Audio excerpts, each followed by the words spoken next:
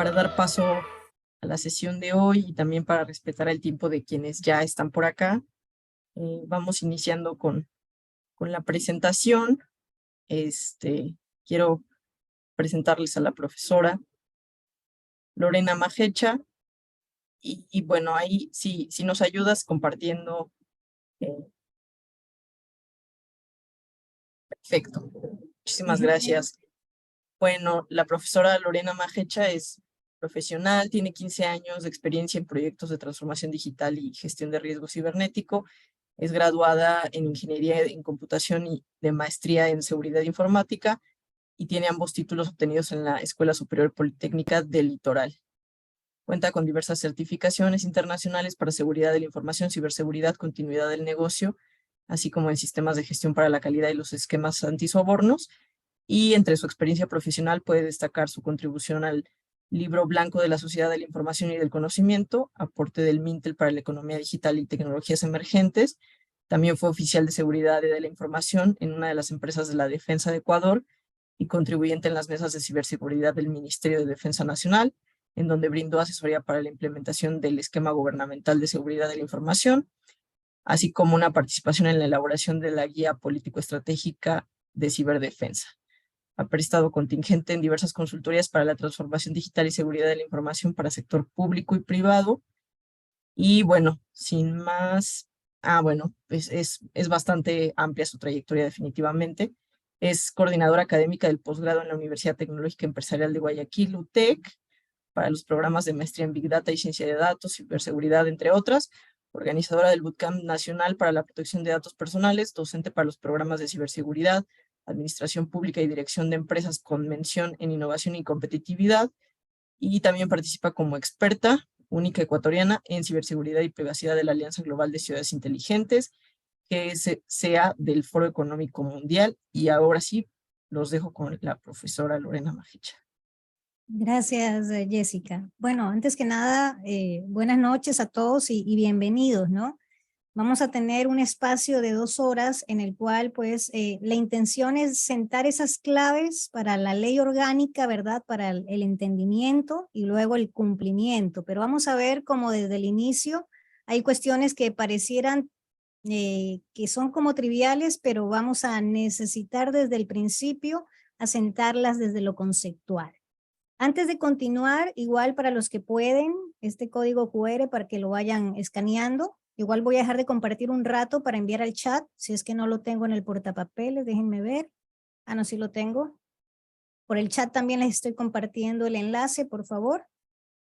La intención es que en unos minutitos ustedes me puedan indicar a qué se dedican, ¿no? Yo quiero conocerlos brevemente y sobre todo saber, como digo yo a golpe de retina, cuál es su experiencia con esto de protección de datos, ¿no? Sabemos que esto es multidisciplinario, pues yo quiero saber desde dónde viene esa necesidad suya para conocer, involucrarse con sistemas de protección de datos personales. Alguien me dice que es abogado, me hubiera encantado conocer el nombre. Vamos, anímense ahí. Habemos 34 personas en sala. Entonces un poquito conocer a los compañeros, a la audiencia también nos va a ayudar, ¿no? 2 minutitos tomamos, ustedes nos van escribiendo y vamos conociendo un poco más. Sabemos que la mayoría, según lo vimos en el chat hace un rato, pues son de Ecuador y debemos igual avanzar, ¿no? Súper tímidos los veo, déjenme ver quiénes están conectados. Aurelio Ortiz, Bárbara Gallegos, Bernarda, Cristian, Daniel, otro Daniel, Daniela.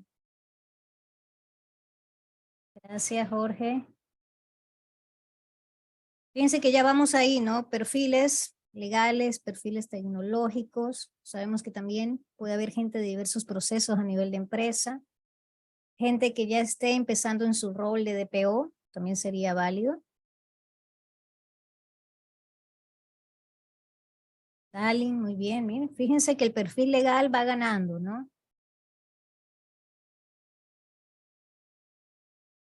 Calidad, muy bien, Bárbara.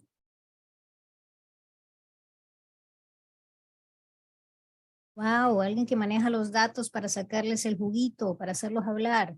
Un científico de datos en la sala que está interesado en conocer cómo proteger esos datos de carácter personal.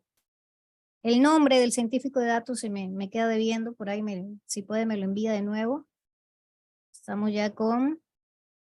Algunos no me han dado el nombre, ¿eh? Vamos, vamos. Queda un minuto. Están súper tímidos, ¿no? No pasa nada. Esta es una masterclass muy relajada. El nombre es por cuestión de decir que va a ser una clase magistral, pero realmente es una clase muy participativa, lo que buscamos desde Database. Gracias, Cristian. Por ahí va un cargo con background tecnológico también. Pablo, psicólogo organizacional. Está él en la parte de talento humano, parte crítica dentro de las interfaces que nos menciona la ley, ¿no? Especialista de procesos, parte medular también, hay auditor, consultor de TICS, que ya tiene un bagaje en seguridad de la información, gracias Jefferson. Gerente de sucursal, un dueño de procesos, Javier. Aurelio Ortiz, yo conozco también a Aurelio Ortiz, que es director de talento humano. Será. Ahí me confirmas por el chat, ¿ya? Pablo, background tecnológico. Está muy interesante, ¿no? Vemos ahí las mezclas de perfiles y eso es lo realmente positivo. Vamos, los últimos tímidos que me cuenten. Ay, un contador, qué interesante, Daniel. Qué interesante, ¿ah? Aquí es válido que haya gente de todos los procesos a nivel de empresa. Esto es una necesidad transversal. Lo que sí va a ser cierto es que hay unos roles que se involucran más que otros, ¿no? Vero, muchas gracias. CEO de ClickSoft. Gracias, Vero, por unirte. Hartísimo que cubrir en esa ley, Vero. Vamos. Nos agota el tiempo. Bueno, me están dando ya un preview, ¿no? del grupo que tenemos en sala y les agradezco muchísimo. Sebastián se va también por el perfil legal, es asistente legal. Seguros, sector salud, es lo que entiendo. Sector crítico, ¿no? Está entre ceja y ceja, Sebastián. Esa superintendencia tiene ahí un asterisco para ese sector, ¿no? Bueno, les agradezco a los que dejaron la timidez a un lado y quisieron compartir, muchas gracias. Un poco la intención mía cuando hago esto es no tomar tantos minutos, hacer un golpe de retina, solo decirle yo, para que todos veamos con qué grupo estamos. Y de alguna forma hacer énfasis en algún punto o no, ¿no? Tenemos un grupo mixto y eso lo hace más interesante para la sesión de hoy, ¿no? Entonces veamos qué es lo que estamos viviendo en la actualidad con nuestra Ley Orgánica de Protección de Datos. Esto salía hace unos días atrás, ¿no? En el diario El Universo, haciéndonos esa reflexión de que si no autorizamos uso de datos personales, podemos quedarnos sin algún servicio o beneficio. Y eso lo estamos viviendo en algunos servicios bancarios, ¿no? Te damos fecha, ¿verdad? Te damos hasta tal fecha para que tú leas, tomes conocimiento, aceptes, si no, no podrás usar nuestra banca virtual, ¿no? Dando un ejemplo, no estoy direccionándome hacia tal o cual entidad financiera. Y así en cada una de las empresas veíamos algún tipo de atractivo. El retail, por ejemplo, se ha decantado por darte escenarios de oferta, de premio, ¿verdad? Como que te está tratando de conquistar para obtener ese consentimiento de datos. Entonces ya estamos, ¿no? Ya estamos desde el 26 de mayo con la parte punitiva de la ley, digámoslo así, con el régimen sancionatorio que dictaba esta ley orgánica, pues ya activado. Entonces veníamos arrastrando como esos 2 años, 2021, 26 de mayo sale la ley, entra en plena vigencia, pero en estos 2 años teníamos un espacio de tiempo, las empresas, ¿para qué? Para implementar un sistema de gestión de protección de datos personales, y en el ínterin, pues nuestras autoridades tenían la obligación de empezar a estructurar una autoridad de protección de datos, que en este caso es un tipo superintendencia. Asimismo, se iba a afinar un reglamento, ¿verdad? Ese reglamento iba a cubrir cualquier cosita imperfecta en la ley, que de hecho hay muchas. Hay bastantes abogados en sala, yo creo que ahí el diálogo va a ser muy enriquecido por ellos, ¿no? Estoy asumiendo que por ahí tienen la ley a la mano. Si nos queda tiempo, igual la abrimos y la compartimos, ¿sí? Entonces, esta sesión viene con esa presión, ¿no? Ya pasaron los 2 años, ya se activa el régimen sancionatorio, algunos con nervios, otros sin nervios, ya un poquito echados al dolor, porque en 2 años algunos no han hecho bastante, ni poquito, están ahí como paralizados, y en parte porque ven que no se termina de instaurar la autoridad, y en parte porque no termina de salir el reglamento, entonces no se lo están tomando en serio. Pero en esta semana, o si no fue finalizando la semana pasada, ¿verdad? Ya votan una terna para la autoridad y se destaca en esa terna pues la figura de nuestra ministra de Telecomunicaciones, que es una líder, ¿verdad? A nivel de la parte telco, a nivel de la parte de transformación digital, que cree mucho en el valor de la información. Entonces hay un perfil muy interesante, sabe la parte regulatoria porque de hecho es abogada, y es muy, digamos, apegada a ese hecho de hablar con datos y valorarlos, ¿no? Entonces, pudiera ser, no digo que así vaya a resultar, pero pudiera ser que ese sea el perfil más indicado para ocupar esta autoridad, ¿no? Veamos qué ocurre. Pienso que si se decantan por Viana Maino, ¿verdad? Habría una buena opción de poder de alguna forma articular esa superintendencia de una forma coordinada, ¿no? Un poquito más ordenada, sobre todo viendo los resultados y los proyectos, las iniciativas que ella ha sacado adelante en el Ministerio de Telecomunicaciones, ¿no? Veamos qué nos deparan estos días venideros. En tanto, pues, los objetivos de esta clase, vi una manita levantada por ahí, y adelante, abra el micro si le es posible y me comenta. De amigos, ¿no? Ustedes me comentan nomás, si no yo continúo. Tenemos aquí objetivos, ¿no? Reconocer el valor de los datos de carácter personal, reconocer la privacidad y la protección de datos desde una perspectiva de derecho humano y realizar un primer acercamiento al marco legal y regulatorio para los datos personales.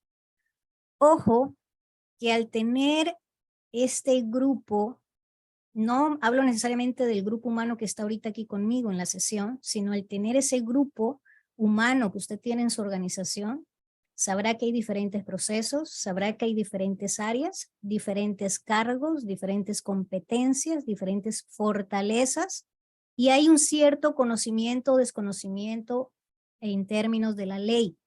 Así que lo correcto es empezar desde la parte conceptual y de aplicación, ¿sí? Para los que ya han leído y entienden un poco más, paciencia. A mí me ha pasado, a esta ley yo la he seguido desde antes que la aprobaran y siempre hay algo nuevo que me sorprende, sobre todo cuando me reúno con los abogados que tienen esa habilidad de buscar interpretaciones escondidas, ¿no? Pablo, adelante por favor, si puedo abrir el micro me cuenta. ¿O tienen cerrado el micro? ¿Me comentan o me escriben y voy a estar atenta al chat? Gracias Dani, Valeria, veo que han compartido por acá. Qué gusto Aurelio. Diseño, seguridad, coordinadora de campo, mira tú, interesante. Gracias para los que me respondieron en el chat, ¿no? Continúo, entiendo que Kijije no pudo comentar, escríbame y regresamos en un ratito para validar de qué se trata, ¿sí? Igual, Jessica me comenta si está cerrado el micro y lo podemos abrir al final. Quedo muy atenta con eso, ¿no? Sí, ya puede abrir su micrófono si así lo desea. Ya, ahí me comenta, ¿no? Con toda confianza, por favor. Vamos a tener 3 caminos para esta ruta de aprendizaje en la sesión de hoy.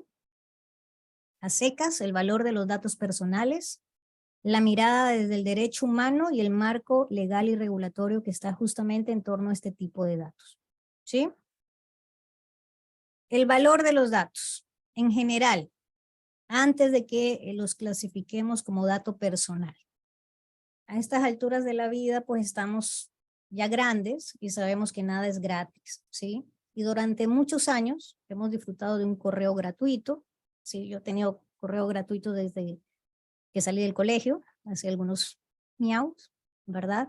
Y asimismo usted podrá empezar a contar con los deditos de sus manos cuántos servicios en línea con acceso gratuito tiene usted. Entonces, gratuito en esta vida nada, compañero, ¿verdad? Estamos pagando con nuestros datos. Estamos pagando con ese ecosistema a nivel de la parte digital que está siempre capturando tus datos de navegación de una u otra forma, ¿sí? Que está buscando perfilarte, ofrecerte nuevos servicios, nuevos productos, revender esos datos a terceros para seguir armando cadenas y jerarquías de estrategias de marketing. De allí que, y me anticipo, la actividad o el grupo de actividades que está relacionado con ejercicio de marketing encienden las alertas en este tipo de legislaciones y ya vamos a ampliar por qué, ¿sí?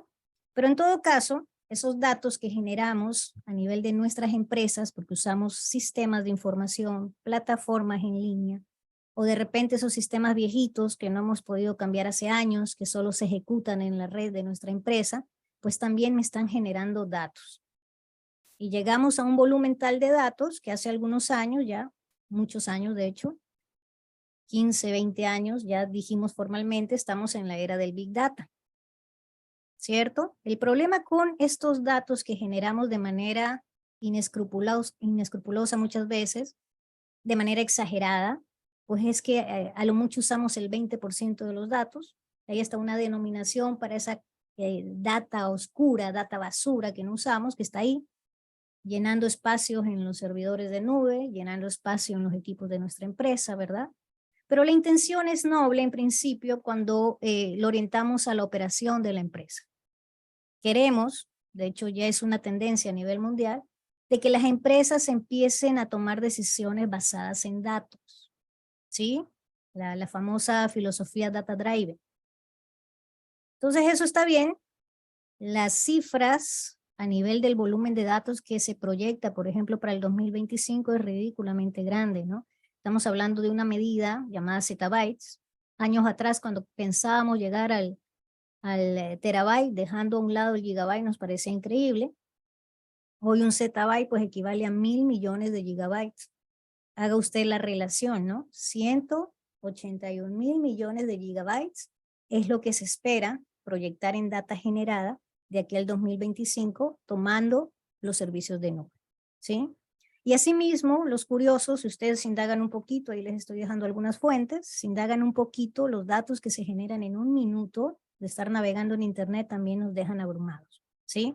Muchos de esos datos pues no nos sirven necesariamente de forma directa para nuestro negocio, pero a los grandes tecnológicos sí les sirve para tomar en masa, en volumen, toda esa cantidad de datos, hacer perfilamiento y empezar a revender.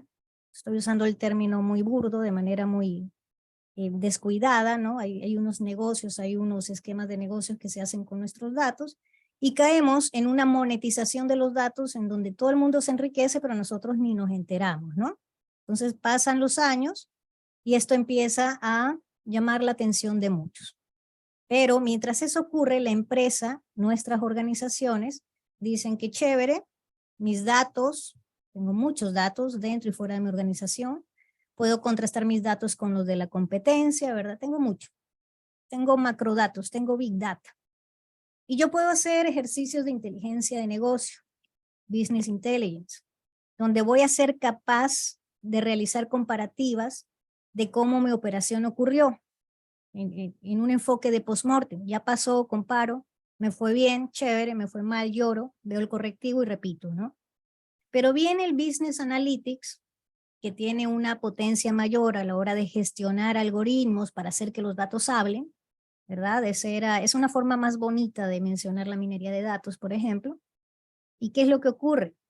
Estos algoritmos que usan una parte también de los algoritmos de inteligencia artificial, pues son capaces de descubrir datos, de descubrir patrones. Por lo tanto, con ellos podemos hacer prospectivas, predicciones.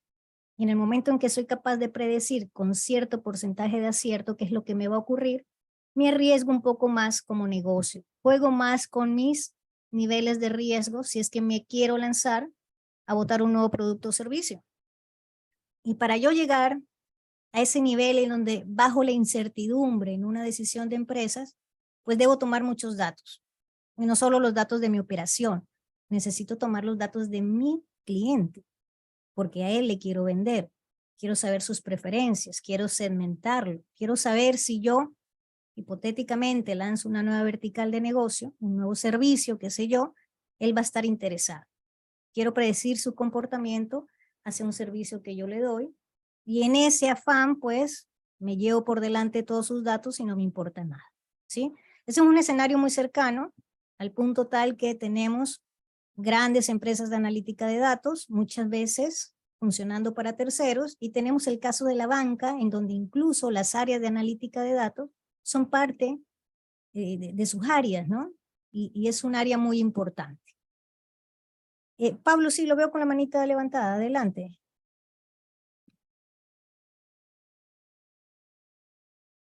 No veo nada en el chat, déjenme ver qué más hay por aquí. Bárbara dice, ¿cómo se aplica esta ley en el caso de negocios tipo empresa? ¿Se debe tener alguna consideración? Lo vamos a explicar, Bárbara, tranquila. Ya vamos para allá.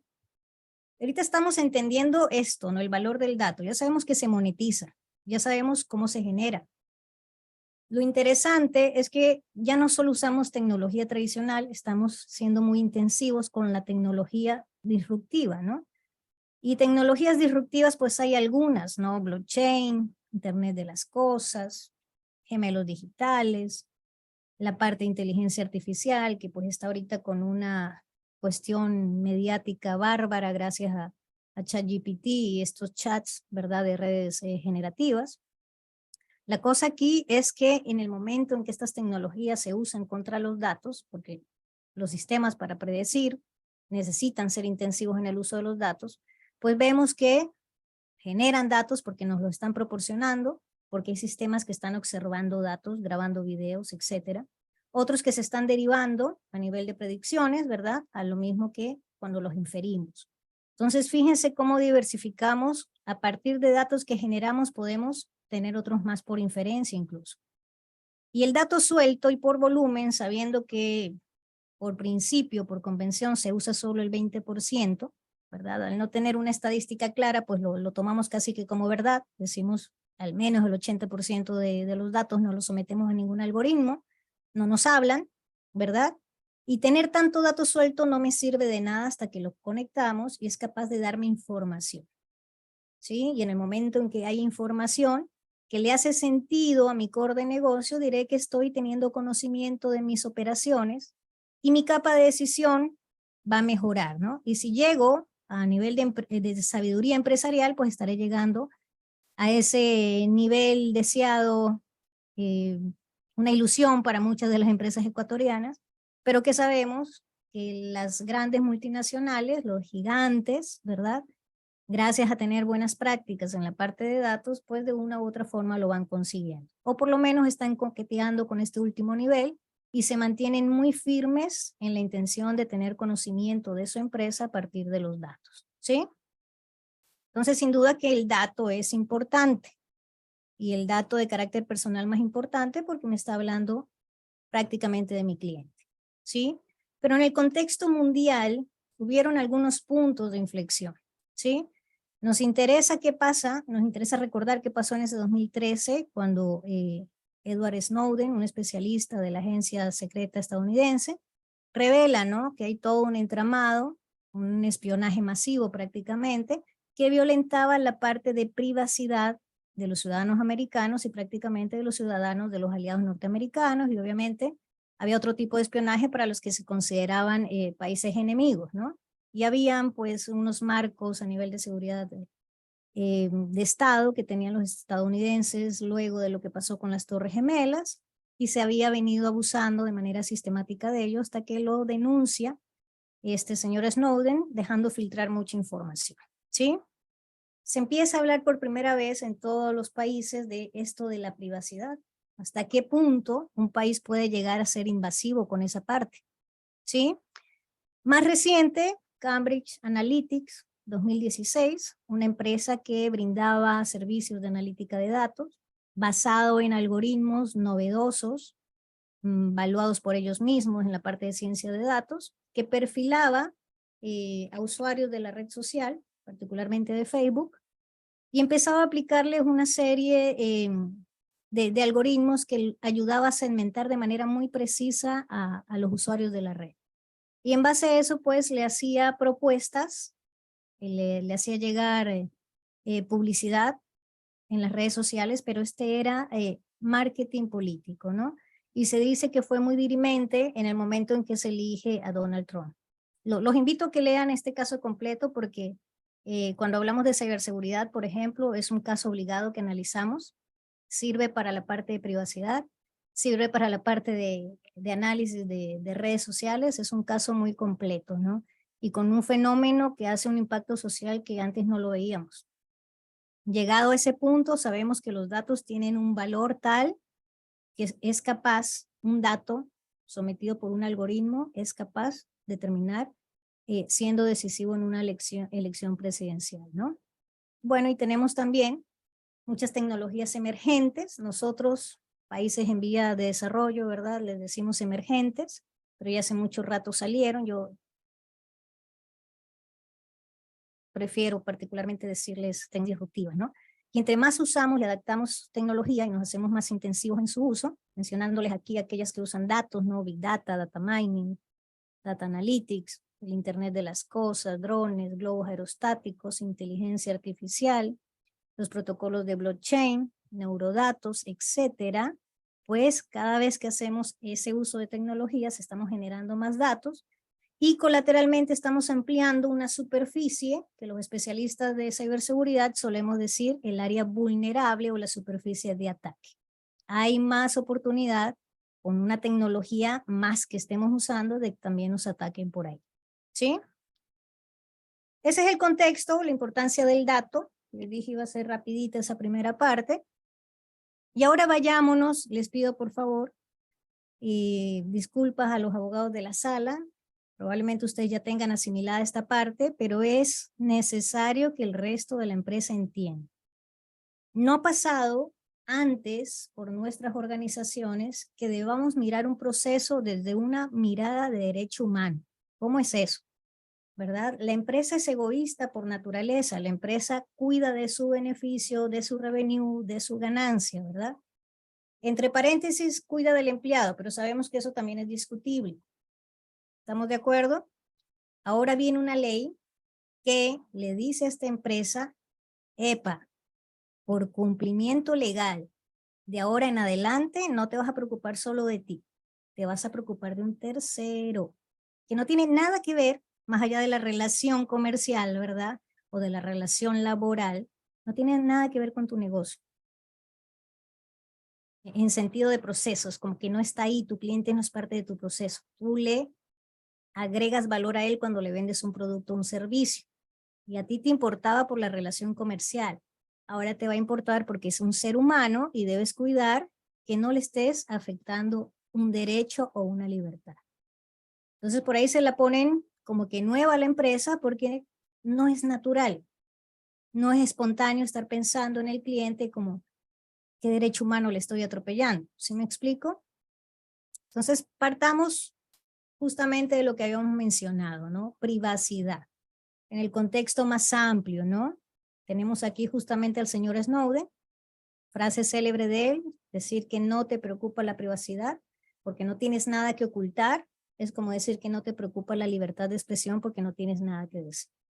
Y yo debo confesar, la pongo porque al inicio yo decía, igual yo no hago nada malo, si quieren que me revisen, ¿no? Si quieren que me espíen, pero ese no es el hecho.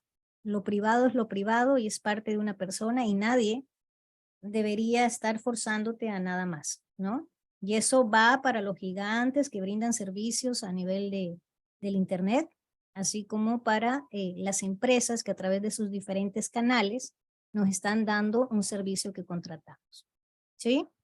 Entonces hay aquí esos límites invisibles, denominémoslos esferas de la intimidad, donde estamos viendo que es el punto más privado y más cercano para nosotros, donde probablemente nadie más que nosotros muchas veces conoce, ¿no?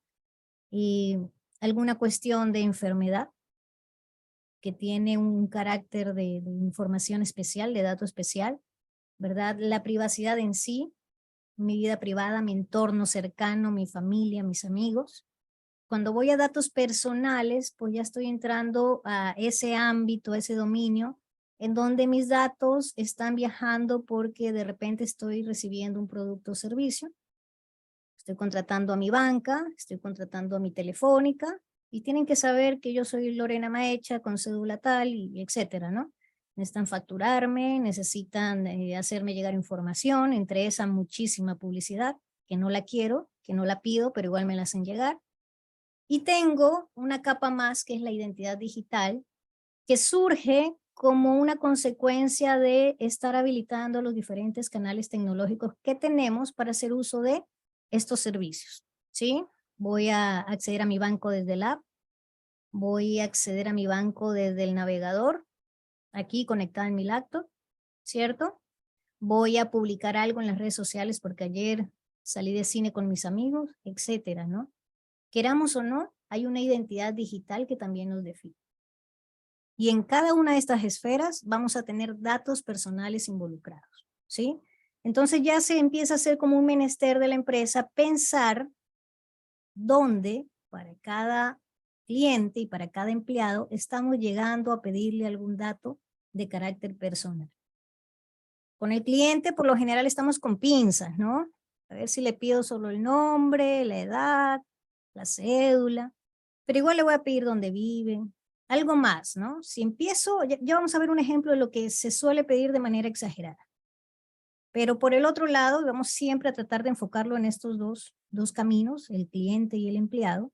Cuando yo me voy al empleado, ¿verdad? Por ese lado, lo que tengo igual es una empresa que se relaja más y pide todo.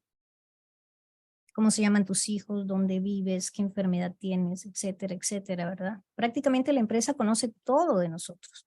Hay un expediente del empleado en las áreas de talento humano, hay expedientes médicos en los dispensarios médicos de las empresas y conocen absolutamente todas nuestras vidas. Y resulta que el empleado también es un ser humano. Entonces la empresa también, es cierto, se preocupa más por el cliente, por tenerlo satisfecho, por no caer en incumplimiento legal con él, pero también ahora va a tener que preocuparse del empleado. Porque un empleado descontento y empoderado en estas temáticas, pues va a poder eventualmente escalar una queja en la Superintendencia de Protección de Datos, ¿no? Y terminará implicando también un reclamo, un caso grave o leve, depende cómo lo definan, cuál sea el escenario, pero es una posibilidad. ¿Estamos? Privacidad, la Internet Society la define así, les dejo dos definiciones igual para que la puedan leer luego. Es un derecho importante y un facilitador fundamental de la autonomía, ¿no? Personal, la dignidad y la libertad de expresión. Es parte de nuestro ser, ¿verdad? Y así como hay una privacidad en la cual nosotros pues cerramos una cortina porque no queremos que el vecino nos vea, mi vida privada, que hace mi vecina chismosa mirándome ahorita si yo estoy dando clase, ¿verdad? Somos así un poco celosos, ¿sí? Pero nos relajamos mucho cuando estamos en línea y ahí sí abrimos la ventana y hasta la puerta. Piensen ahorita si ustedes tienen esas conductas en donde hacen un oversharing y comparten absolutamente todo. O si sus amigos o si sus familiares cercanos a cada rato están actualizando sus estados para mostrar exactamente dónde están, qué están haciendo. No solo siendo muy abiertos con lo que ellos hacen, sino la vida de sus amigos, de su familia, de sus hijos, ¿cierto? Entonces hay una privacidad digital que tiene características muy especiales porque está relacionada a toda la información que nosotros compartimos y publicamos, y eso va generando una huella digital, ¿sí? Entonces, antes que salieran estas legislaciones duras, pongámoslo así, como nuestra Ley Orgánica de Protección de Datos, ya la privacidad digital, en ese marco, se habían habilitado unos esquemas que daban la chance de tener este derecho al olvido, ¿sí? Un día alguien se siente muy afectado porque comparten información íntima suya, que dice, a ver, debe haber alguna forma en la que yo literalmente desaparezca de la red, ¿sí? Descargo mi información de las redes, me doy de baja, lleno un formulario y le digo a Google, que es el buscador con más indexación en el mundo, ¿sabes qué? Ya no quiero que indexes resultados míos. Y desaparezco, dejo mi actividad en línea, dejo que esa solicitud se procese y eventualmente después de un tiempo yo ya no voy a aparecer y no voy a tener huella digital, ¿sí? Obviamente para llegar a esos mecanismos corrió sangre. Hubo gente que se suicidó. Yo recuerdo la primera vez que escuché de este caso, estaba en la universidad, y estoy hablando de algunos años atrás. Era una modelo italiana que había sido muy afectada porque su novio había compartido un video íntimo. Ella no lo pudo superar y sencillamente se suicidó. Y eso activó, eso fue uno de los casos, obviamente hay más, ¿no? Eso activó en la Unión Europea, pues, que se hablaran de estos mecanismos. ¿Estamos de acuerdo?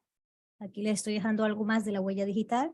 Sano es revisar de vez en cuando qué dicen los buscadores de nosotros. Eso es parte de ser responsables con la huella digital. Y ahora viene un videíto, pero no sé si Jessica, hacemos una pausita aquí porque había algo importante que tú querías compartirnos. ¿Me confirmas? Lo mismo María Eugenia, si están ahí Sí, escuchando. claro, ahí le doy este paso a María Eugenia. Muchas gracias. Lore. Dejo Sí. de compartir entonces, ¿ya? Sí, no hay problema. Puedes compartir nomás. Luego sale súper grande la imagen. Ajá. Bueno, a ver, ¿cómo están? Buenas noches. Les saluda María Eugenia Ramírez. Como les comentó Jessie, soy Education Manager en DataBits y creemos oportuno que la Masterclass también debe ser accionable y creo que Lore compartirá conmigo cómo podemos averiguar más de esto. Es oportuno tomar un curso y para esto les hemos preparado dos ofertas. Tenemos un programa de protección de datos personales que se va a dictar en 30 horas. Ya, esto lo va a dictar el profesor Jorge Jaramillo y está orientado un poco más a empresas grandes. El horario es diurno de 8 a 10 de la mañana. Obviamente es por Zoom para la comodidad de todas las personas que se quieran sumar. Y les voy a dejar en este momento en el chat el enlace directo a WhatsApp, justamente para que Elena Echevarría les pueda enviar el brochure. Tenemos ya lista toda la información, entonces por favor ahí pueden escribirle a Elena. Elena les va a dar toda la información. Tenemos un bono de descuento de $80, que está buenísimo, entonces yo creo que ustedes van a querer pedir información.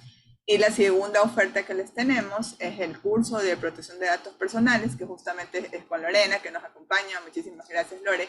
Y de acá se va a dictar en un horario nocturno de 7:30 a 9:30 de la noche, pero será un poco más breve, de 16 horas. Está un poquito más orientado para pymes. Sin embargo, bueno, si alguien de una empresa grande se quiere sumar, con muchísimo gusto. Y finalmente Lore va a terminar ahí con la hoja de ruta, que es súper valioso como para que usted sepa cómo puede implementar todo esto para poder cumplir realmente con la legislación, ¿no? Entonces, este otro enlace para el curso de 16 horas, se los voy a copiar en el chat. Lo voy a atender directamente yo, entonces pueden consultar si quieren ahora mismo o cuando ya Lorena termine la masterclass, pero aprovecho para dejarles esto, ¿sí? Entonces, adelante, Lore, te robé la pantalla un ratito. Dale, gracias, María. Para los que están interesados, ¿no? Estas temáticas son buenas para ser ampliadas, ¿no? No quedarnos con la duda. Rapidito, este es un video clásico, diría yo, pero vale la pena porque hay que reflexionar de cómo compartimos nuestros datos, ya desde nuestro accionar como individuos, pero también como individuos que trabajamos dentro de organizaciones, pues a veces somos descuidados, ¿sí? Veamos qué es lo que ocurre. Déjenme avanzar.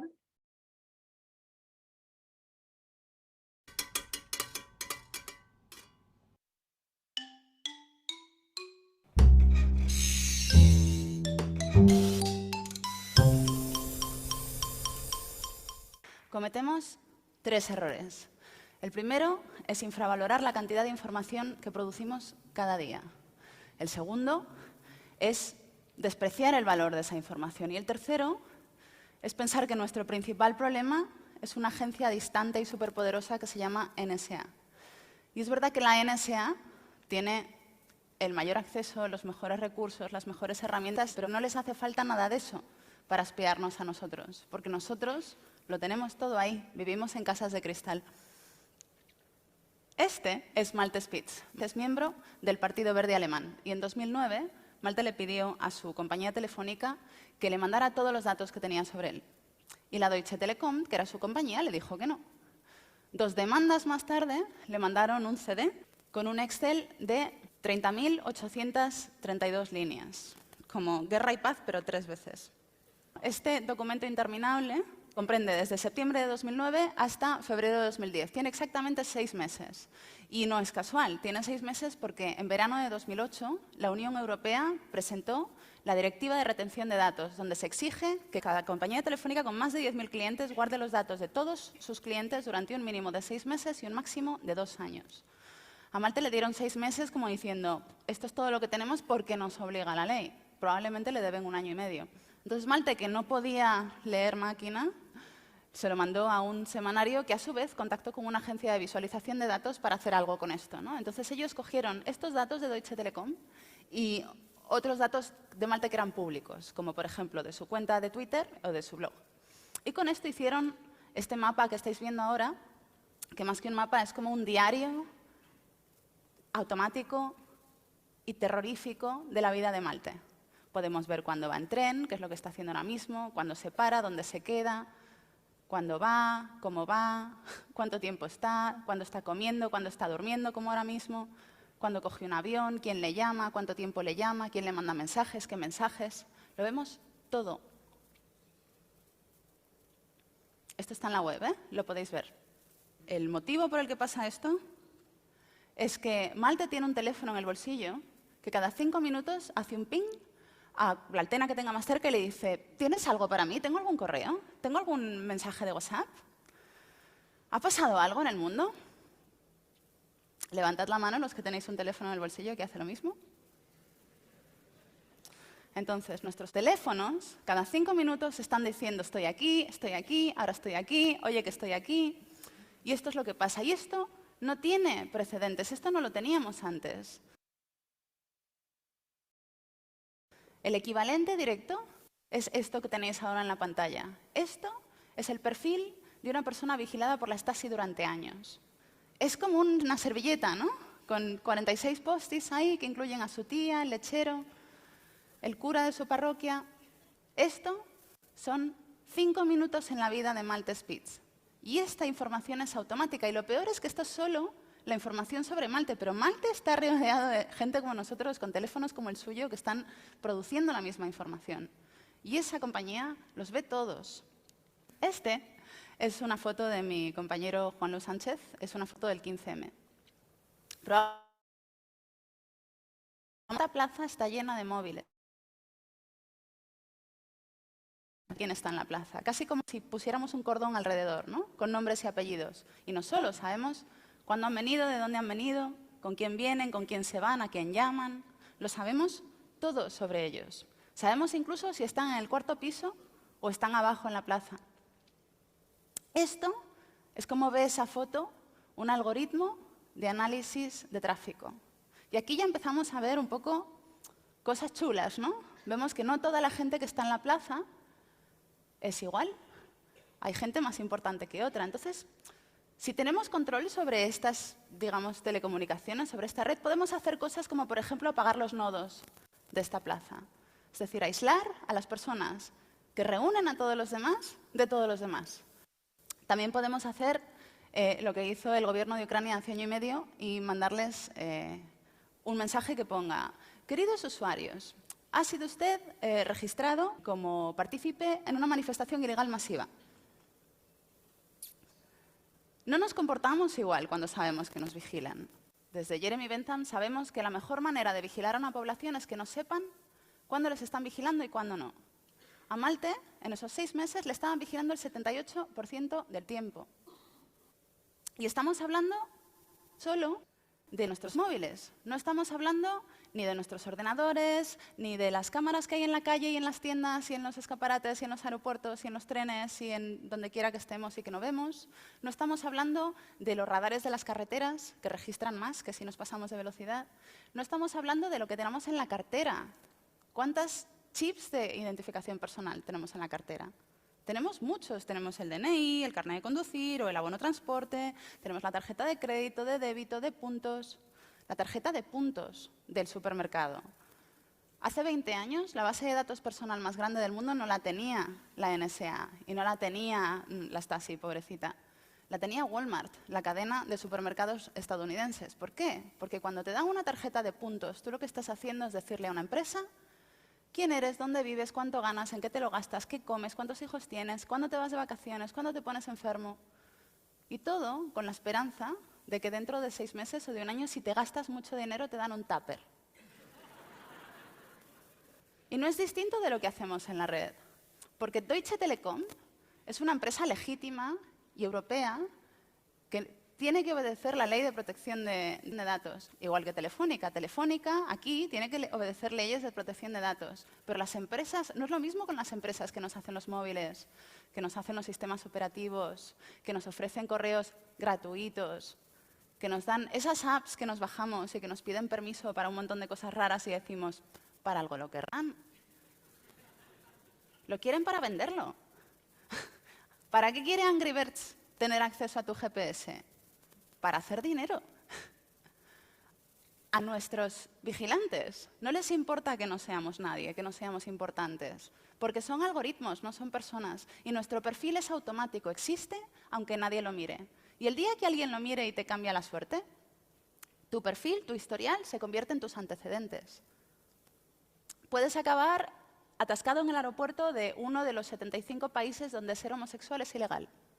O puedes acabar en un país donde echarle una foto a una farmacia de producción masiva desde el otro lado de la carretera es terrorismo.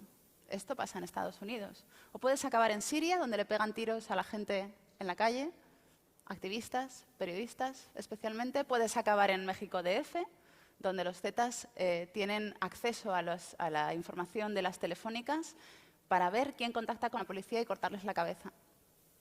Hay 1000 maneras de estar en el sitio equivocado en el momento equivocado y a veces ni siquiera te tienes que mover. En Holanda tenían un censo y era un censo que incluía religiones con la mejor intención del mundo. Querían saber cuántos protestantes, cuántos católicos y cuántos judíos tenían para saber cuánto dinero tenían que poner en cada comunidad, en cada iglesia o sinagoga. ¿Qué pasa? Que cuando llegaron los nazis ya tenían los deberes hechos. Solo el 10% de los judíos holandeses sobrevivieron a la Segunda Guerra Mundial. Si esa base de datos no existiera, la cifra había sido muy distinta. Lo que quiero decir es que nuestro problema no es la NSA, y no son los gobiernos corruptos, y no son las compañías ambiciosas que quieren vender nuestros datos, y no son las personas malas, y no tiene nada que ver ni con sus intenciones, ni con sus malas intenciones. El problema es que la existencia misma de esa información nos hace vulnerables de maneras que no podemos ni anticipar ahora mismo. Tenemos que poner cortinas en nuestras casas, no podemos esperar a que nos las pongan por fuera, tenemos que ponerlas ya.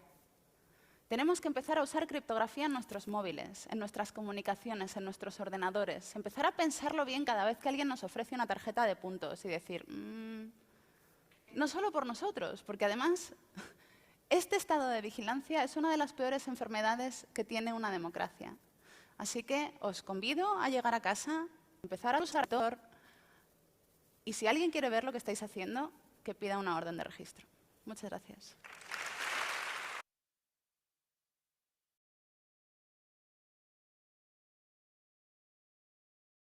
Les comparto, ¿no? Regálenme un minuto.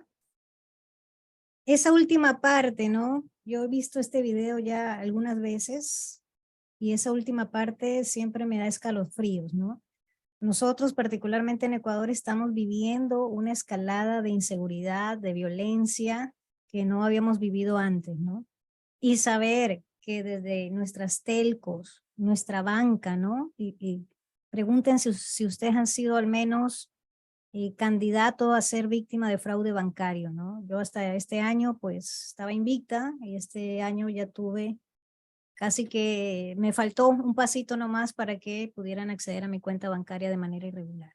Sabemos que la gente que tiene acceso a esos datos tienen una oportunidad ahí y esta ley va a estar asegurando, validando que hayan unas medidas técnicas, así les denomina la ley, para que cubran desde el esquema de ciberseguridad que se tenga en esas empresas que efectivamente los datos personales están siendo cuidados, ¿sí? Entonces, antes de saltar a este tercer punto, vamos recapitulando un poco. Aspectos claves, ¿no? Estamos en una sesión, la temática es amplia, pero el aspecto clave desde ya es poder aterrizar y poder interiorizar la importancia de esto. porque muchos en la empresa no van a comprender porque ahora tienen que hacer un trabajo extra a fin de cumplir con algo de la ley orgánica dentro de sus organizaciones. ¿Sí? Entonces la primera parte, la primera clave es concientizar. De hecho, la ley lo que quiere es que el ciudadano se empodere, y ciudadanos somos todos, o en un rol de cliente o en un rol de colaborador. Y las experiencias y las lecciones aprendidas de otros países que ya llevan años con legislación a nivel de protección de datos personales, es que hay demandas, y lo digo sueltamente demandas, realmente son quejas, ¿verdad?, que se escalan a las autoridades de protección de datos, también por parte de los empleados. Ese empoderamiento va a llegar.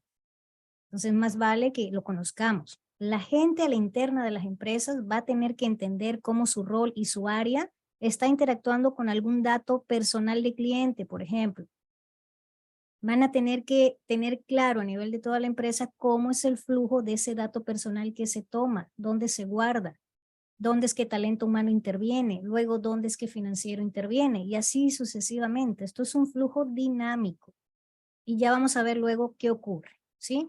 Con este antecedente, conociendo el valor del dato, sobre todo el dato personal, conociendo el concepto base de la parte de privacidad y la parte de protección de datos, debemos recordar que son derechos humanos, ¿sí?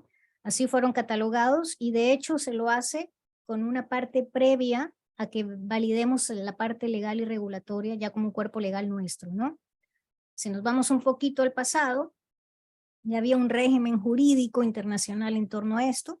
La Convención Interamericana de Derechos Humanos lo establecía como tal. Y al ser un derecho humano, pues es irrenunciable, y de allí que la presión internacional, pues, sobre países como los nuestros, los derive a que el Estado efectivamente garantice que esos derechos son cuidados para nosotros como ciudadanos, ¿sí?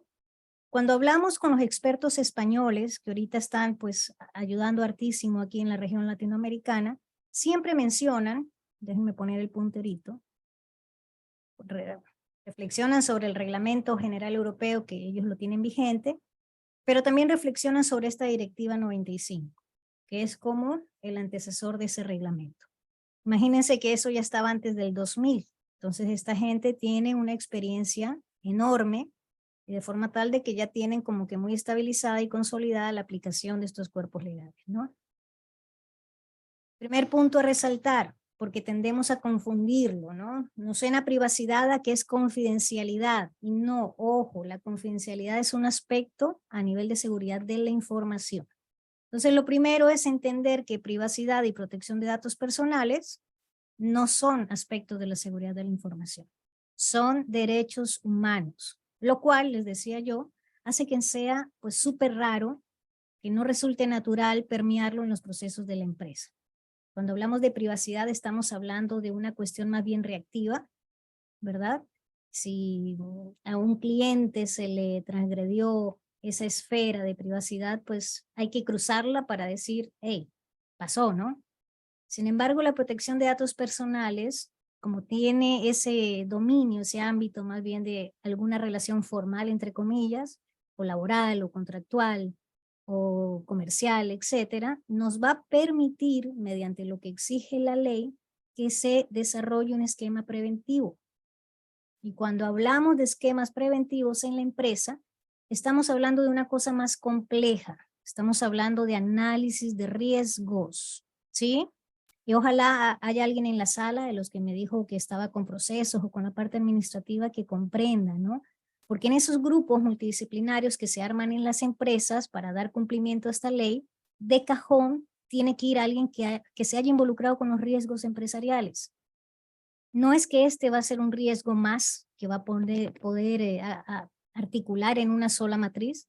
Este es un riesgo que tiene un enfoque diferente, que hay que estudiarlo, y que si tenemos la oportunidad de participar en el curso que nos comentaba María Eugenia, pues vamos a ver cómo se desarrolla una matriz de riesgo cuando estamos hablando de datos personales, ¿no? Pero hacia allá vamos, a que haya un enfoque de prevención. Otro antecedente más cercano a nosotros, ¿verdad? El Reglamento General de Protección de Datos de la Unión Europea, GDPR por sus siglas en inglés. Fíjense cómo entra en 2016 en rigor, Y también, al igual que ocurre con nuestra ley, se le da un periodo de 2 años antes de activar la parte sancionatoria. A renglón seguido, pues, de que entre en vigencia, va a cada uno de los países europeos, lo toma, implementa una ley en base a ello, ¿verdad?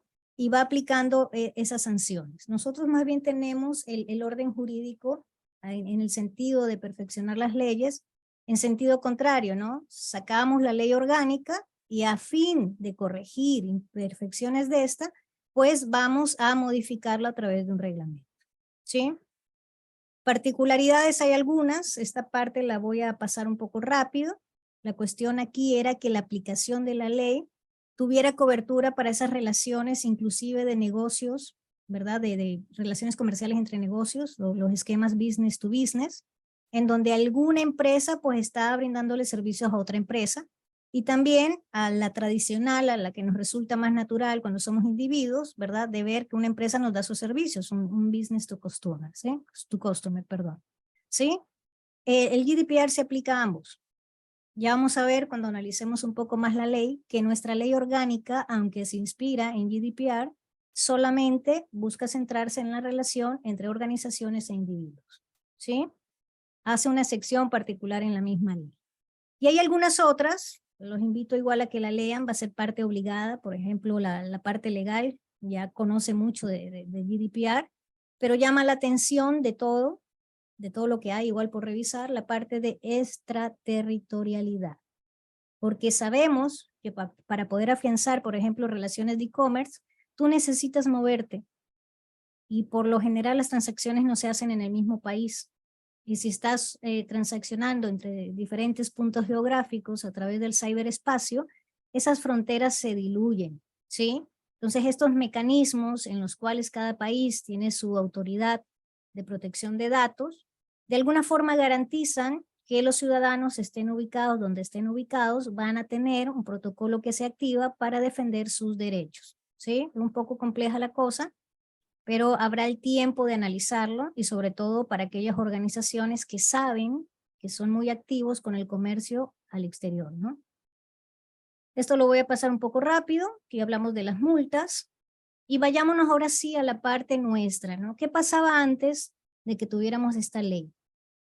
Teníamos por primera vez esta constitución nuestra del 2008, quizás una de las más garantistas en este sentido, ya nos hablaba de una definición de dato de carácter personal, ¿no?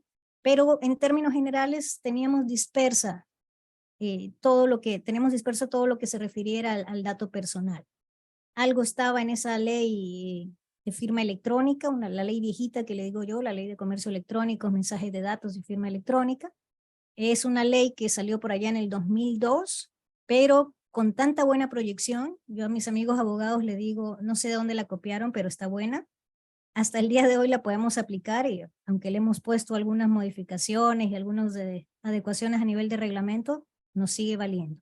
En ese momento ya se hablaba de dato personal, ¿no? Hasta cierto punto. Lo mismo ocurría con la ley de comunicaciones y recuerden que en el 2016 vino el boom cuando le pusimos la mirada a una regulación diferente a la propiedad intelectual, ¿no? Ahí fue donde más se habló. Sin embargo, seguíamos dispersos, ¿no? Había un habeas data, que es una garantía constitucional desde antes del 2000, esa historia se lo saben los abogados, que se la cuenten, que no la explotábamos mucho aquí en el Ecuador para proteger el dato personal en sí, sino para reclamarle a las instituciones, sobre todo a las del Estado, cuando eres servidor público y un día cambian de administración y te dicen hasta hoy trabajas, y ya no puedes acceder a esa información que te va a permitir respaldarte, por ejemplo, en exámenes futuros de Contraloría, no le quedaba otra más que a ese funcionario que ir a aplicar una acción de habeas data para que le permitieran entrar a esa información. Entonces era información realmente, no se está usando de manera, digamos que sistemática para proteger el dato personal. Y en parte es porque no ha habido una concientización y un empoderamiento para la ciudadanía, ¿no? Entonces ya esta constitución, les decía yo, desde el artículo 66 y algunos numerales del 19 en adelante, pues nos hablaba, ¿no? de la particularidad de este tipo de dato. Ahora bien, si lo marcamos desde que sale esa constitución, nuestra última constitución hasta el día de hoy, vamos a ver tiempos muy dilatados, ¿no? Fíjense la novela hasta que un día llega Dinardad, dice hagamos un proyecto de ley. Ahí va a la cabeza el proyecto liderado por Lorena Naranjo, a quien digo siempre le vamos a tener que agradecer que nos haya metido en esta colada, ¿verdad? Y empieza mucha novela, que el borrador, que el segundo debate, que lo rechazan, que lo aprueban. Y en ese ínterin, ¿no? 2018, 2019, tenemos fugas masivas de datos, ¿no? Al menos un par de veces, muy dramáticamente, millones de registros de los ecuatorianos vendiéndose en la parte oscura de la red, ¿no? Y nos enterábamos por gente de afuera.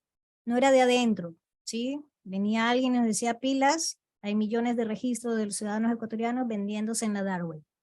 ¿Estamos de acuerdo? Y esos datos se compran porque ya quedó claro en la primera parte que el dato personal es oro.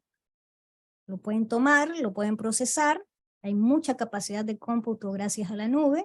Los algoritmos de perfilamiento y segmentación son cada vez más afinados usando inteligencia artificial y podemos, ¿verdad? Pueden, mejor dicho, aquellos que son cibercriminales, por ejemplo, casi que afinar de manera personalizada qué ataque quieren hacernos. ¿Sí? Solo por citarles un ejemplo de escenario dramático cuando nuestros datos son vulnerados. ¿Sí? 2021 finalmente, la novela se cierra, sale la ley, sale imperfecta. Esta es una discusión que le pido a los abogados que la amplíen. Hay algunos huecos, algunas imperfecciones en la ley y estamos a la expectativa de que ese reglamento la sepa subsanar.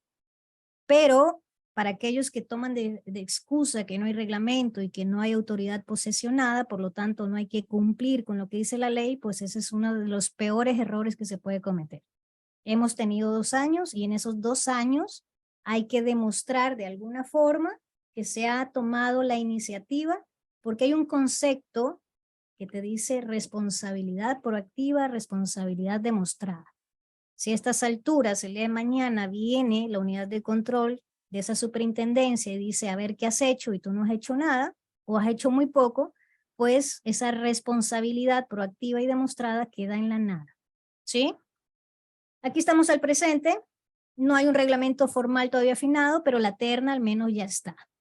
El objetivo en todo caso, fíjense que es garantizar el ejercicio del derecho a la protección de datos.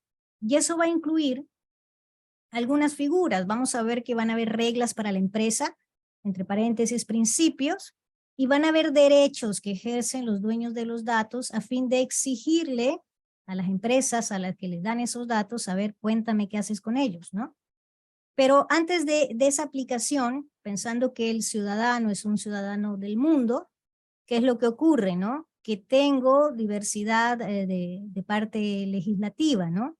Por ejemplo, Europa sabemos que está siendo alineado con el GDPR. China dice yo protejo los datos de mis ciudadanos, pero sabemos que eso es como un eufemismo para decir que hay un control estatal. Ahí sí, todos los millones de cámaras que tiene el gobierno chino dice exactamente en qué momento está saliendo, por ejemplo, una protesta, ¿no? Hay otros países que no se han preocupado de cubrir mucho. Latinoamérica sigue jugando con estas garantías de habeas data. Les digo, Colombia, Perú, Chile usaban mucho la habeas data para protección de datos personales. Nosotros lo usábamos casi que para nada. Y bueno, estamos de a poco dejándonos inspirar por GDPR en cada una de nuestras legislaciones propias, ¿no? Estados Unidos tiene una regulación más bien que ocurre de forma federada, de las más conocidas, pues la parte californiana, la regla californiana, perdón, el reglamento de California, es un acta completa en donde busca también tener un espíritu para la privacidad. Y en Canadá, pues también hay otras reglas particulares, ¿sí? Nuestras interacciones, pues ya sabemos cómo son, comerciamos mucho con zona europea, con Estados Unidos y con China, ¿no? Y bueno, hay que ver en el momento en que estemos transaccionando con los chinos, dada la diferencia que hay entre un GDPR y el cuerpo legislativo chino en protección de datos, pues cómo se actuará en protocolos si es que un ecuatoriano se siente afectado por una organización china o viceversa, ¿no? Esos son retos que sin duda va a tener nuestra autoridad. Pero más allá de lo que ocurre en esa articulación de cómo funciona la super de protección de datos, a la interna de nuestras organizaciones, sobre todo aquellas que son grandes y saben que hacen mucho e-commerce hacia esta zona, pues van a tener a esos DPOs. DPO según el DPO, el Delegado de Protección de Datos, es uno de los roles que más vamos a analizar en el curso, porque justamente es el que va a dar la asesoría a nivel de el acogimiento legal, a nivel de la implementación de medidas, para ver cómo se puede garantizar lo que dice la ley en diferentes escenarios, ¿no? Entonces hay un DPO, cuando está interaccionando una empresa ecuatoriana con potenciales clientes o clientes chinos, va a tener un reto de ver qué puede pasar, ¿no? Cómo es que puede estar implementando esquemas de que haya ese cumplimiento, siendo que las legislaciones son tan diferentes. Algo más a nivel del ejercicio de e-commerce, ¿verdad? ¿Qué es lo que ocurre ahí? Cómo estamos en algunos aspectos, no solamente de la parte de transacciones en línea. Aquí vemos unos porcentajes, ¿verdad? Países que tienen protección de datos, leyes de privacidad, cibercrimen, ¿verdad? La parte legal a nivel de cibercrimen. También somos nosotros, digamos que de los últimos en la región latinoamericana que lo asumió. Recién en 2014 fuimos capaces de definir, de tipificar el ciberdelito en nuestro Código Integral Penal. Antes no lo teníamos, así que ya podemos poner ahí un vistico, ya lo tenemos. Y fíjense el color en el que estamos, ¿no?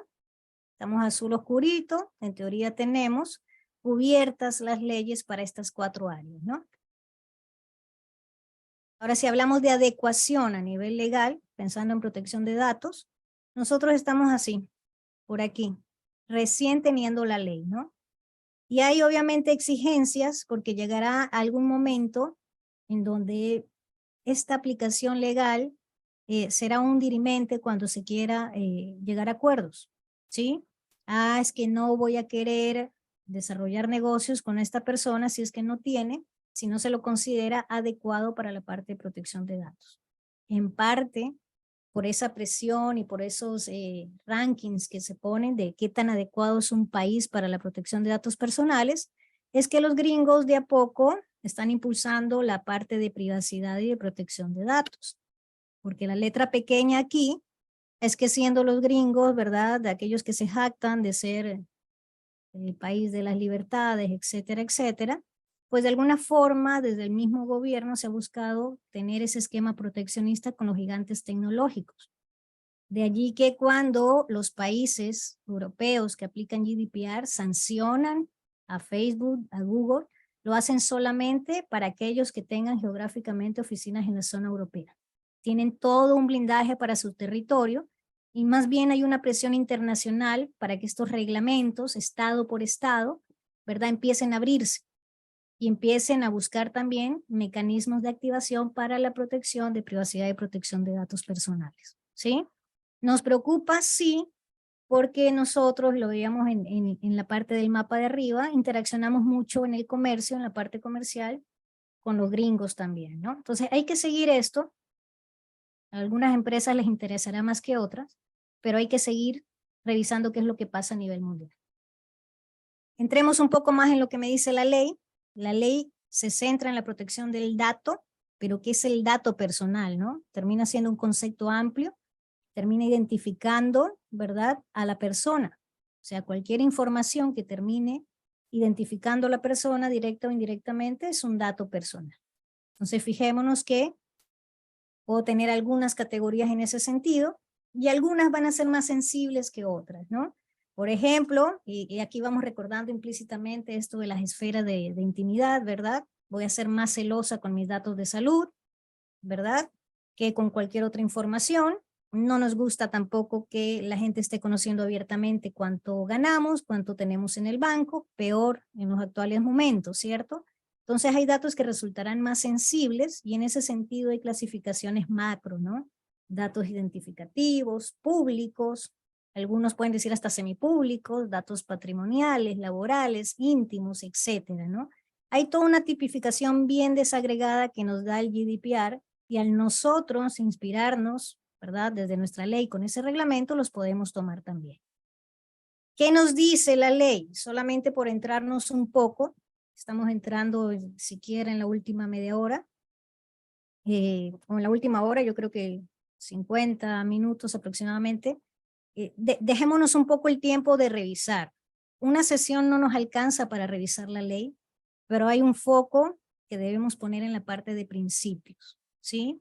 El principio es esa regla que la empresa tiene que tomar y cumplir. Decir que si toma un dato es porque hay una finalidad relacionada con ese dato, que le tiene implementadas medidas que lo aseguran, que hay una responsabilidad proactiva y demostrada para proteger ese dato, ¿sí? Entre otros, son algunos principios, ¿no? Ya vamos a ver el resumen de la estructura de la ley. Hay roles. El dato personal que es entregado por un dueño de datos nunca se queda botadito, nunca se queda solo. Prohibido perderle la pista, lo toma el responsable y si ese responsable tiene un proveedor al que termina entregándole los datos porque debe realizarle algún servicio en particular, le debe dar directrices de cómo cuidar al dato y no se desentiende de él. Vigila, ¿a quién? Al encargado. Surge una figura de encargo de datos, ¿sí? Y hay una figura, decíamos, de asesoría, de supervisión, que debe ampliarse mucho en estos cursos, sea que usted tome el curso de 16 horas o el de 30 horas, póngale mucha atención a ese rol del delegado. Como todo, en nuestras empresas, sobre todo en las que son pequeñas y que no tienen tantos recursos, terminamos creando comités y gentes con un cargo, ¿verdad? Personas con un cargo, tienen muchos roles. Y en esos roles usted pudiera estar asignándole a una sola persona que sea implementador de su sistema de gestión de protección de datos y a la vez sea delegado, lo cual lo invalidaría totalmente en una auditoría de la Super de Protección de Datos. Ese rol de delegado no puede ser juez y parte. Cuidado, puede recomendar, puede asesorar, puede supervisar, pero en el momento en que tenga que ser severo, entre comillas, por algo que no está de acuerdo a la ley, lo deberá poner hasta por escrito. Deberá confirmarle a ese CEO, a ese gerente, a ese director, que algo no se está cumpliendo acorde a la ley y que se debe corregir. Y si esa alta gerencia, ese alto mando, no para bolas, le tocará escalarlo a la Super de Protección de Datos. Porque el día de mañana, en que eso se convierta en un incidente, la sangre va a llegar a su orilla. Hay inclusive en la ley establecida responsabilidad penal para el delegado, lo cual a decir de muchos expertos de este tipo de cuerpos legales, ya cuando lo analizan en derecho comparado, dicen que es un exceso y que más bien ha sido un error involuntario, asumamos, dentro de nuestra ley y se espera que en el reglamento se aclare, ¿sí? Entonces también va a haber un detenimiento a la hora de revisar los roles, qué competencias, qué responsabilidades, qué perfiles, cómo interactúan, no lo pierdan de vista, ¿sí? Y pensando en el dato por sí solo no me genera ningún riesgo. Lo que me genera riesgo a mí pensando en incumplir no solo la ley, sino en afectar el derecho y la libertad de este cliente mío o de este empleado mío, es lo que yo hago con ese dato. Y lo que haces con ese dato termina estando en un ciclo, en alguna operación. ¿Para qué lo quiero? Puede ser que dependiendo de la empresa lo queramos para una cosa o para otra, ¿sí? Lo que hacemos, cualquier operación sobre ese dato, famoso data processing, termina constituyéndose en algo que la ley dice tratamiento, conjunto de operaciones realizadas sobre los datos personales. Procedimientos, inclusive manuales, semiautomáticos, totalmente automáticos, ¿verdad? Y nos menciona algunos. Sea lo que sea que tú hagas con ese dato, se convierte en una actividad de tratamiento. Y hay algunas, y muchas digamos que son genéricas y las encontramos en la mayoría de nuestras organizaciones. Entonces lo que tú haces con ese dato lo debes comunicar. Vamos a ver en los talleres, cuando se esté activando, se esté visibilizando el tratamiento del dato, vamos a tener que mapear un dato con una actividad de tratamiento. ¿Sí? A su vez, aplicarle el basamento legal que indique si para esa actividad de tratamiento hay que pedirle consentimiento al dueño del dato. Y ahí tenemos uno de los ejercicios más críticos que se valida en esas hojas de ruta que ya están declaradas por defecto prácticamente en las auditorías que va a realizar la Super de Protección de Datos. ¿Sí? Más ejemplos, volvamos a recurso humano, talento humano, atracción, bueno, esos nombres sofisticados que le suelen dar a esta área, ¿verdad? Tiene muchos Muchas actividades de tratamiento, contratación, gestión de nóminas, la parte de formación, la parte de asistencia, la parte de actividades lúdicas, no sé si es que las tiene, gestión de personal, turno, vacaciones, ¿qué más podemos tener ahí? Aplicación de beneficios, etcétera, ¿no? Todas ellas son actividades de tratamiento. Y para más de una actividad de tratamiento podemos estar encontrando el mismo dato, ¿sí? Por ejemplo, si estamos pagando beneficios, utilidades, pues ahí vamos a tener datos personales del empleado y de sus hijos menores de edad. Y la ley ya dice, datos de menores de edad se consideran datos sensibles, se les hace un tratamiento especial, ¿sí? Debe consentirse expresamente que ese dato se va a permitir usar, ¿sí? Entonces, si yo tengo tratamiento, en algunos casos, dependiendo de lo que me diga la base de legitimización, así lo denominan, ¿verdad? Artículo 7 sobre todo, si tienen la ley a la mano igual, no alcanzamos a revisarla a detalle ahorita, pero en el track del curso sí lo podríamos hacer. La intención es que para cada tratamiento, de acuerdo a lo que se tenga como base legal, se podría estar pidiendo un consentimiento, ¿sí? Y el consentimiento, pues ese es ese primer derecho implícito, ¿no? Me avisas qué haces con mis datos, yo analizo y te doy o te niego el consentimiento. El escenario más rápido, si me está presionando el banco, que es lo que estamos viviendo, ¿verdad? No me das tu consentimiento, voilà, no me usas más el canal digital, ¿verdad? No me usas la aplicación, pues decimos, es que lo acepto ahorita y luego se lo retiro. Mentiras. La gente no se va a dar el trabajo de ir a solicitar luego la revocación o cancelación de ese consentimiento. Entonces, ¿por qué? Porque todavía no estamos empoderados. El tiempo va en contra en todo lo que hacemos, ¿no? Entonces, actualmente y dado las implementaciones para ejercer los derechos significaría pérdida de tiempo. No estamos todavía ponderando la importancia de este derecho, ¿no? Pero con el tiempo, si esto no está sólido dentro de la empresa, empezarán a llegar esas solicitudes de derechos, ¿sí? Caso rapidito, finalidades. Este es uno de los casos más completos que he visto. Cuando comunica la política de protección de datos de esta organización, empieza a contarle, ¿no? Así como tipo preguntas frecuentes a su cliente, cuáles son las finalidades de tratamiento de tus datos y la legitimización. A ver, yo hago esto, yo hago esto, yo hago esto, y esto es válido. Si se lo quieres poner en una tablita, más fácil de leer, más fácil de entender, adelante. Con la menor cantidad de jerga legal, lo debe entender cualquier ciudadano de a pie. ¿Sí? Hay lineamientos en la forma en que se debe comunicar o en la que se debe pedir el consentimiento. Y eso es necesario validarlo cuando estamos implementando esto, ¿no? La mayor parte son canales digitales. Queremos entrar, les pido revisen el caso de Diario El Universo, que hace unas semanas atrás, ¿verdad? Pusieron ahí todo unido, política de cookies, de privacidad, de protección de datos, y no pedía ni consentimiento, ¿no? Muy desdeñoso en la forma de redactar, te decía en la cara voy a usar tus datos para marketing y solo te comunicaba, no te pedía consentimiento. Entonces es necesario que sepamos dentro de nuestra organización si no estoy incurriendo en un comportamiento no lícito en el momento en que yo asumo, quizás sin tener una base de legitimización sólida, decir que solo debo notificarlo y no pedir el consentimiento. Entonces hay algunos escenarios, ¿no? Que lo vamos a revisar.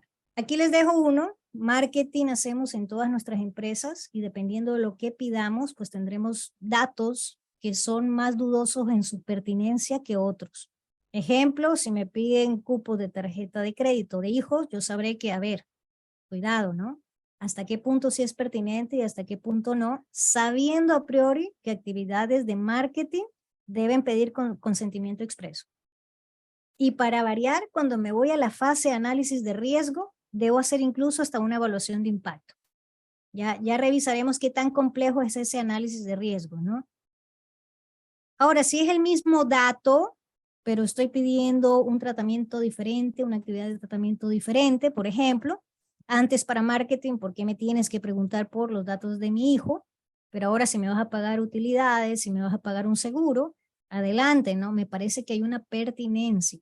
Entonces, cada caso necesita de un análisis en particular en función de lo que se haga con el dato y en función de lo que dice la ley. Esto es un análisis multidisciplinario, ¿no? Está el legal, pero el dueño de proceso no se puede desentender. Si estoy implementando a nivel tecnológico, la gente de TI se va a tener que involucrar. Si tengo que optimizar mis procesos, la gente de procesos y planificación se va a tener que vincular también. Si estoy hablando de que los datos personales más críticos para mi organización o me los da el empleado o me los da el cliente, de cajón, talento humano y la gente de comercial tienen un papel protagónico aquí. Entonces, para aquellos que en principio piensan que solo es algo que le preocupa legal y les suena, no, esto es como que seguridad de la información, esto es como que ciberseguridad, eso debe ser pito de tecnología. No. Esto es multidisciplinario, cuidado, ¿sí? Rapidito con el escenario de talento humano. Sigámoslo abriendo, ¿no? El tiempo nos va a alcanzar quizás para ahondar en la parte del colaborador. Si nos queda chance y alguien quiere compartir algún caso de cliente, alguna política, lo hacemos, ¿sí? Talento humano, les decía yo, tiene algunos escenarios para las actividades de tratamiento, ¿no? Ejemplo, procedimientos de selección de personal, contrataciones, prestación de servicios, las categorías de datos especiales que le importan mucho porque tiene el expediente completo. Si está en un escenario de trabajo social, por ejemplo, vas a ver un poco más de ti, dónde vives, te va a hacer una visita, vas a ver tu malestar médico, etcétera, etcétera, ¿verdad? Va a haber una relación con autoridades de control. Ejemplo, Ministerio de Trabajo, ¿verdad? ¿Cómo es que se está gestionando la parte, por ejemplo, de prevención de riesgos laborales? Y esa información que no te piden, oye, ¿será que yo la puedo pasar al Ministerio de Relaciones Laborales? No, ya hay una base de legitimización en la ley que le permite a la empresa que pase esa información porque ya hay un sustento a nivel del contrato laboral que tú tienes con la empresa. ¿Sí? Lo mismo pasa con el servicio de salud, ¿no? Servicio público, me refiero al Instituto de Seguridad Social.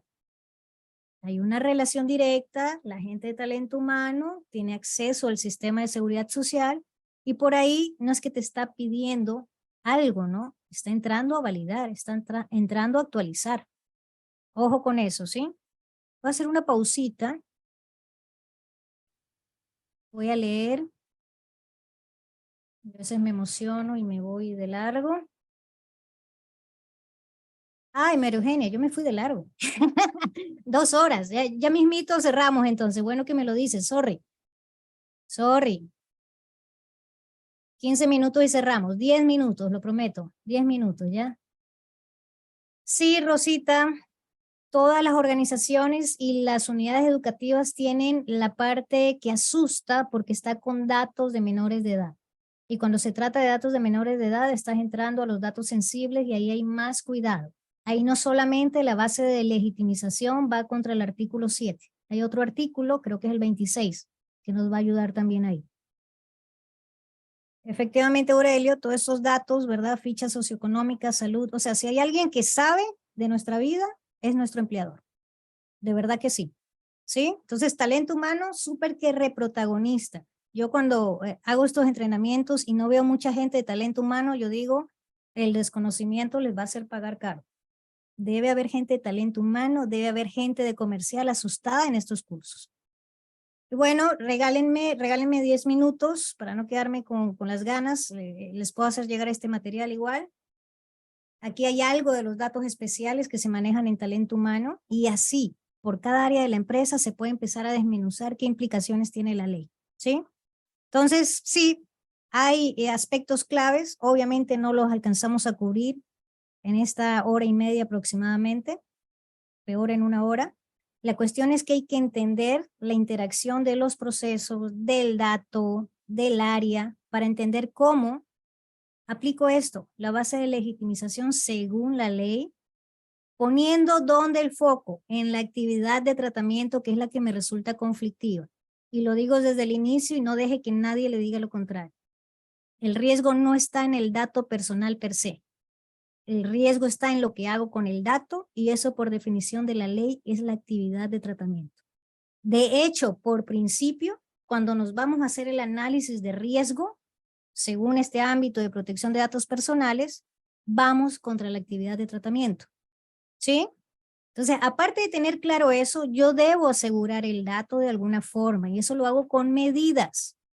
La ley me dice medidas organizativas y medidas técnicas. Entiéndase por técnica prácticamente todo lo que a nivel de tecnología, a nivel de ciberseguridad, pueda robustecer la protección de esos datos. ¿Sí? Y hay unas interacciones bien particulares de los incidentes de ciberseguridad que terminan repercutiendo como incidente de protección de datos, ¿sí? Lo veremos si se animan con el curso. Les dejo, como digo yo, ese golpe de retina de cómo está estructurada la ley. 13 principios,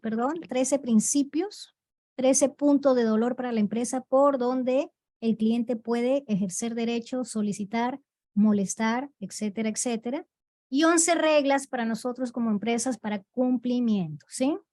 Aquí hay otras particularidades. Obviamente la parte sancionatoria preocupa porque la parte leve, una sanción leve, de acuerdo a la ley, a lo que nos quiere aplicar esta súper de protección de datos, significaría teniendo hasta el 0,7% de ingresos brutos y una grave hasta el 1% de ingresos brutos. Si pensamos en lo que mueven ingresos brutos, sector banca, telcos, retail, seguros, salud privada, ¿no? Sabremos que esa superintendencia de protección de datos personales va a tener una cajita chica interesante, ¿no? Que probablemente por ahí esté una de las causas por las que se ha demorado tanto nombrar a una autoridad, ¿sí? ¿Qué veremos en el curso? Vean, está rapidito. Yo lo siguiente que iba a hacer era pedirles que compartieran algún caso si lo querían analizar. Los aspectos claves no terminan aquí. Esto es solo un overview. En el curso, pues veremos que protección de datos es una cuestión compleja de implementar, pero si lo hacemos metodológicamente no es imposible. Sobre todo, dejar de mirarlo como algo meramente de cumplimiento legal. Tiene un espíritu mucho mayor y yo esperaría en estas 3 secciones que mostramos hoy que usted se lleve un poquitico de eso y lo tenga más claro. ¿Sí? Válido, importante, poder ver en esa hoja de ruta que saldrá de ese curso qué onda con la implementación ya de la ley, ¿no? ¿Cómo es que yo demuestro cumplimiento? Pues lo hago con medidas, ¿verdad? Y lo hago de alguna forma centralizando un compliance bien particular, eso lo vamos a ver. ¿Qué medidas legales hay? ¿Qué medidas tecnológicas? Organizacionalmente, ¿qué onda? A nivel de mi auditoría, supervisión, compliance en sí, ¿qué metodología voy a aplicar, verdad? Eso queda un poco en la hoja de ruta a cumplir en ese curso de 16 horas. Hora y media, cumplir, 10 minutos. Si alguien tiene la manita levantada, tiene alguna duda, me comenta. Por favor. Si no, pues ya tienen los contactos de DataBits. Si la duda surge luego, háganselo saber. Yo esperaría en todo caso, pues tener el gusto de encontrarme con ustedes en el curso, ¿no? No, ya le activamos el micrófono a Verónica por si quiere preguntar algo, porque veo que levantó la mano. Aquí tengo algunas preguntas, pero Vero, Vero Molina dice, ¿estaría correcto que la superintendencia de datos sea la propia ministra de Telecomunicaciones Minor? No, debe renunciar. Debe obviamente renunciar a un cargo y tomar el otro. Le va a quedar a ella el bagaje de todo lo aprendido en transformación digital, en la parte legal, los aspectos legales de ciberseguridad. La hacen la candidata más fuerte, ¿no? Pero estamos en el país que siempre nos sorprende, veamos qué ocurre, ¿no? Bárbara dice, ¿cómo se aplica esta ley en el caso de negocios tipo empresa a empresa? Pues la ley hace una sección y dice explícitamente, si estás en este caso no la apliques. Pero, ojo, y esto es un poco jugarreta del derecho comparado, si tú lo miras hacia arriba, ¿verdad? Te das cuenta que es una ley que está inspirada en el GDPR y el bien mayor lo tiene GDPR cuando te cubre business to business. Entonces, la gente que tiene clientes, empresas, pensemos en servicios aduaneros, justo hoy estuve en el Congreso Aduanero, ellos están un poco relajados, dice, a ver, mis clientes no son individuos comunes y silvestres, son otras empresas. Pero los expertos, los que tienen ya muchos años manejando, gestionando, auditando estos sistemas, dicen, Oye, pero detrás de una empresa siempre está el dato de un representante y ese representante es ser humano. Entonces, no, la ley lo explicita, pero viene la interpretación legal y por ahí uno queda un poco sorprendido, ¿no? Y tenemos una expectativa muy grande de que llegue ese reglamento y deje todo claro y sabemos que no es así. Si a mí me lo preguntan y leo la ley, sin ser abogada, y respeto a todos mis colegas abogados, pero siempre suelen darle un viraje y una interpretación bien particular a las cosas, ¿no? Que lo deja a uno sin piso. Yo jamás discuto con un abogado. La verdad es que les acepto. Ya cuando van a mi terreno de cyber, ahí le digo, mira, esto es lo práctico, esto no es. Pero si yo leo la ley así como está, digo, para ti es una excepción. ¿Sí? ¿Qué más hay por ahí? Bueno, quedan los contactos. Un gusto haberlos acompañado, chicos. Cualquier cosa me avisan, ¿no? Muchísimas gracias, Lorena. La verdad que creo que nos has dado un overview súper bueno de la ley. Sí, Perdón, sí, Yeka, no me quiero quedar sin contestar una última duda de Aurelio que me claro. dice, en el contexto de levantamiento de datos personales por parte de talento humano, el colaborador pudiera negarse a dar cierta info soportándose en la ley. No, no. Pon a tu abogado a leer el artículo 7 y va a encontrar la base de legitimización que le va a permitir, en base al contrato laboral que se tiene, pues que sea, en la mayoría de los casos, ojo, no una pedida de consentimiento, sino una información. Le estoy informando qué hago con sus datos, qué tratamientos de datos. ¿Sí? La parte de empleado es un poco menos crítica porque no tienes actividades que sean tan invasivas, ¿verdad? Hay escenarios en donde no tienes que pedir consentimiento. Solo por dejarlo sin ahondar, ¿no? Es la superficie nomás. Ahora sí llega. Perfecto. Perfecto, Lorena, muchísimas gracias. También les estoy dejando mi contacto por si necesitan algo adicional. Vamos a estar subiendo la grabación a YouTube para quienes quieran revisarla otra vez o para quienes no hayan podido acompañarnos el día de hoy. Y pues no me queda más que agradecerte. Muchísimas gracias, Lorena. Estuvo muy completa la clase definitivamente y bueno, esperamos verlos en el curso de Lorena de 16 horas. Con gusto. Los espero. Muchas gracias y muy buenas noches a todos.